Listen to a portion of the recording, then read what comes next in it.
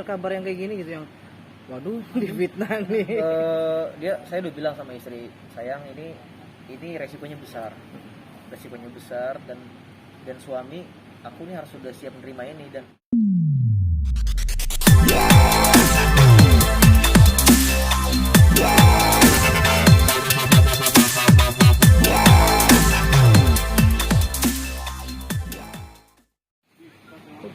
Ih pakai lampu dong. Kok gue gelap? Oke, Pak Ustadz, assalamualaikum warahmatullahi wabarakatuh. Pak Ustadz, ini terkait pemberitaan isu yang kurang sedap mungkin masalah dana untuk Palestina. Mungkin gini, kita nggak banyak nanya biar Pak Ustadz yang menjabarkan. Kondisinya seperti apa sih? sebenarnya kalau kita flashback beberapa waktu lalu, memang kondisi Palestina kan memang lagi mencekam sekali ya. Begitu banyak sekali penyerangan dari Zionis yang terutama menyerang warga sipil waktu itu, akhirnya membuat hati saya terpanggil untuk bersuara, karena saya melihat di Indonesia sangat sedikit sekali para influencer ya yang mereka memiliki massa yang banyak untuk menyuarakan ini. Akhirnya berita itu nggak terlalu naik. Saya berinisiatif untuk bersuara, alhamdulillah responnya baik, dan ternyata dari netizen itu banyak sekali yang bilang minta open donasi. Mereka tergerak hatinya dan mereka pasti mencari sosok yang bisa dipercaya. Nah, kenapa saya open donasi ya? Karena memang histori saya di belakang itu sudah banyak sekali saya open donasi, terutama buat orang-orang yang terkendala ekonomi, kemudian dari segi sosialnya yang mereka tidak punya keluarga atau apapun, itu saya sering open donasi. Bahkan saya nganterin langsung. Kalau mungkin teman-teman bisa lihat beritanya itu ada yang kakek Amut ya, yang di Kendari, yang di Banjarmasin juga saya langsung nganterin ke sana.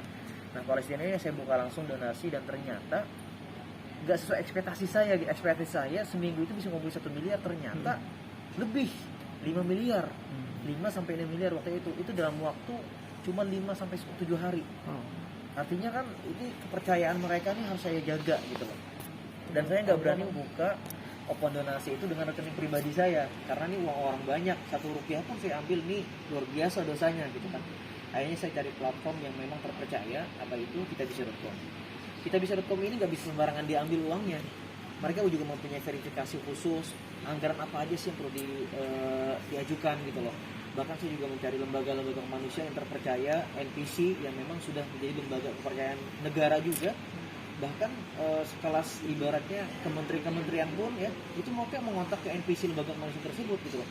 Akhirnya saya kontaklah ke mereka, lembaga-lembaga tersebut, saya cari, dan saya sengaja nggak milih satu lembaga aja. Kenapa? Karena uangnya banyak.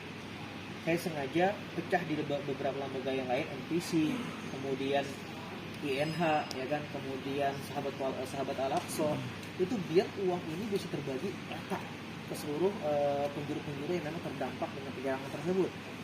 Dan bisa dicek kembali ya, kita bisa rekam itu sekali lagi tidak bisa dicarikan uangnya, kecuali uang tersebut memang betul-betul sudah jelas arahnya kemana, siapa penerimanya ya, dan mereka juga yang penerima lembaga ini harus melaporkan kembali pertanggungjawabannya. Sudah berapa banyak nih penyerahan tersebut. Artinya saya di sini nggak megang sama sekali uangnya, supaya saya pun saya nggak berani megang gitu loh. Nah, makanya ini yang berita yang beredar ini seakan-akan di sini saya megang uangnya. Padahal di sini saya pakai platform kitabisa.com yang mana sudah bisa dipercaya sekali untuk lembaga-lembaga lah. Tapi dari lembaga-lembaga itu memberikan nggak sih, maksudnya kayak draft? Ada Ya, semua. itu kan berarti bisa ditunjukkan juga Bisa, sebenarnya ke masyarakat bisa luas. semua, Jadi nggak jadi fitnah untuk Betul. kedepannya kan sebenarnya. Sebenarnya gini sih, jadi gini, waktu fitnah itu muncul, karena memang yang paling pertama kali menggerak kontak saya itu orang PMI, orang Palang Merah Indonesia, yang mereka bisa bantu untuk menyalurkan donasi tersebut dalam 14 hari bisa nyampai. Nah, akhirnya 1 miliar saya donasikan ke PMI. Makanya ini harus digarisbawahin nih, uang tersebut bukan saya ambil. Artinya 1 miliar itu saya bagi-bagi ke lembaga-lembaga yang sudah dipercaya. Nah, ketika berita itu naik, saya posting di Instagram, saya sudah tulis caption tuh, 1 miliar ini saya serahkan ke PMI dan sisanya akan disalurkan kembali ke lembaga-lembaga yang lain. Nah, tapi itu nggak diambil tuh caption yang itu. Yang diambil itu postingan tadi, postingannya dipoto Uang itu, 1 miliar tulisan 1 diambil. miliar itu aja. Jadi seakan-akan saya mengambil uang sisa tersebut. Merasa perlu untuk mengcounter berita itu nggak, bahwa ada penyelewengan dana lah, ada hal Nggak seperti perlu itu? sih, nggak perlu bagi saya. Yang melakukan kan, yang tahu kan kita gitu loh. Yang nggak tahu lapangan kan mereka. Dan bagi saya nggak perlu lah buat mengkantor kayak gitu, membela diri ngapain. Kita juga udah melakukan jalan yang benar lah. Niatnya berbuat baik justru malah difitnah. Betul, ya itulah. Kita berbuat baik aja masih ada yang fitnah, apalagi kita berbuat yang macam-macam gitu. Tapi nggak kapok ya, Tat? Nggak kapok. Saya udah biasa digini-giniin. Ibaratnya saya sudah ngelewatin masa-masa yang sudah lebih besar lah ujiannya gitu. Tapi dari orang terdekat, istri atau apa? Justru saya support banget. Cukup kaget gak sih istri dengar kabar yang kayak gini gitu, yang waduh difitnah nih. Saya udah bilang sama istri, sayang ini resikonya besar dan suami aku nih harus sudah siap menerima ini, dan kamu juga harus siap menerima ini. Dia ngerti, dan dia sebagai istri kan harus support suami terus kan, bantu menyemangatin segala macam. Tapi cukup kaget gak ya, Tat, istri ketika ada di dunia Ustadz di dunia entertain juga, cukup kaget gak sih menerima hal-hal kayak gini? Nggak kaget, dia udah tahu resikonya. Soalnya dari awal udah tahu. Saya udah kasih tahu, kalau kamu nikah sama saya, kamu harus siap menerima resiko-resiko ini. Bahkan sorry to say nih, Sat, setiap orang punya masa lalu. Bahkan ketika dia harus menerima masa lalu, dia cukup siap gak sih untuk menerima? Bukan cukup siap banget malah. Karena kan saya ceritakan semua. Saya itu tipikal orang yang rumah tangga tuh harus terbuka semua. Terbuka semua, dia juga terbuka, jadi kita enak. Nggak ada yang ditutup-tutupin gitu loh. Akhirnya kita lega, biasa aja nih. Mau digimanain juga ya biasa aja. Kunci rumah tangga itu yang penting terbuka.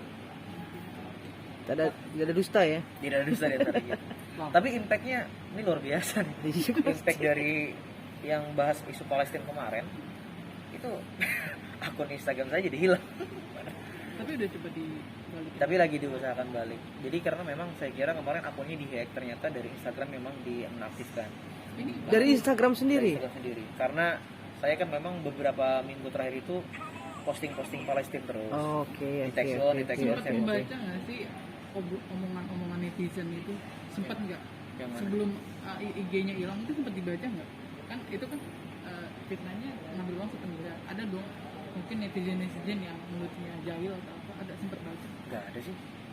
Alhamdulillah follower saya itu semuanya ini semua. Mereka tuh nggak ada yang macem-macem gitu loh. Paling yang luar-luar, akun-akun luar, misalnya ada posting nih fitnah, ya kan, di buzzer biasanya nih, baru tuh komen-komen orang tuh, dan itu juga akun-akun fake biasanya, bukan akun-akun real yang mereka justru malah support. Udah sabar aja bang, gini gitu. Alhamdulillah follower saya orangnya seperti itu. Ini sebenarnya berdiri sendiri atau ada teman-teman yang memang ayo bang kita buat ini kemudian penggalangan dana, atau memang ini ide Mas Takim Malik sendiri nih? Ide saya sendiri. Oh nggak ada. Karena saya itu tujuannya gini sih, biar menggerakkan hati teman-teman yang punya follower. Ayolah gerakin yuk, saudara kita loh, ini di Palestina. Ini bukan masalah tentang agama lagi, tapi udah kemanusiaan gitu loh. Makanya saya turun lapangan langsung kemarin. Ya akhirnya itulah. Tapi alhamdulillah saya nggak, biasa aja. Akun dihilangkan juga nggak apa-apa. Oke bang, buat istri kira-kira kapan nih bang punya omongan bang? Insya Allah segera ya, karena kemarin memang kita di awal pernikahan kita pengen pacaran dulu. Nah sekarang udah mulai nih seriusin biar segera punya omongan. Mohon doanya insya Allah. Program ada bang? Program ada. Jadi kita sekarang lagi program juga di bulan ini. Mudah-mudahan Allah berikan rezekinya. Amin. Kira-kira yang diinginkan untuk anaknya cowok atau cewek bang? Cowok dulu mungkin ya kalau kita pengen ya. Tapi ya sedikasinya Allah aja lah. Oke. Cukup? Dah? Oke.